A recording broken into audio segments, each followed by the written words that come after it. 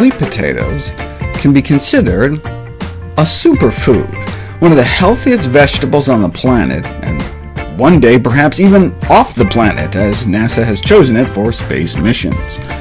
One of the healthiest and cheapest. The study aimed to identify which vegetables provided the most nutrients per dollar. If you look at a graph of affordability versus nutrition, you can see that the healthiest foods, like dark green leafy vegetables, may also be among the cheapest, and the highest nutrient-rich food scores per dollar were obtained for sweet potatoes. They're not just packed with nutrition, but may have special cancer-fighting properties. In 1931, a unique protein was discovered in sweet potatoes. Later renamed, 80% of the protein in sweet potatoes is a type of protease inhibitor with potential anti-cancer effects. It was originally tested against leukemia cells and appears to suppress the growth of leukemia cells in a petri dish, but how would a sweet potato protein ever get into our bloodstream? As soon as most proteins hit our stomach, they start getting digested. So they tried sweet potato protein against tongue cancer. Sweet potato constituents certainly come in contact with our mouth.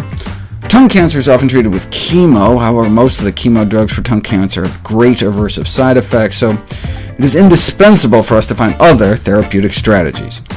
Sweet potato protein rapidly diminished viability of the cancer within a matter of days, leading them to propose that sweet potato may be useful for human tongue cancer, but presumably not much else.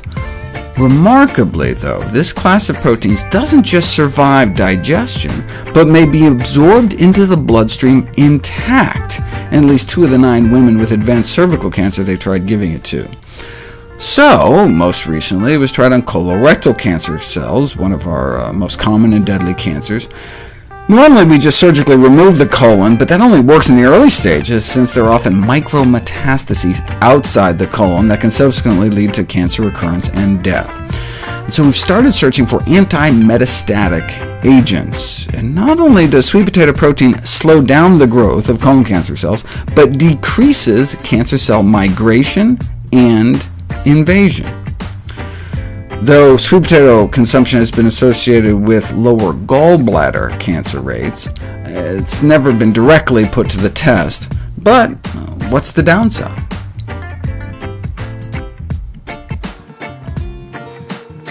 This is how you grow sweet potatoes. This is the first step. Get the sweet potatoes. Okay? The next step is to get some potting soil. So I'm going to bury them down in there. And then they go into a hot spot, and then they'll spring into action and start making what is called slips. And we're going to come back and pull the slips off of them in a few weeks.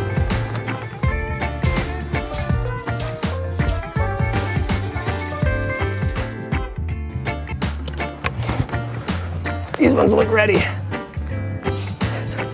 These are little slips. So a slip is a tiny piece of sweet potato vine that will turn into a whole new sweet potato plant. Alrighty.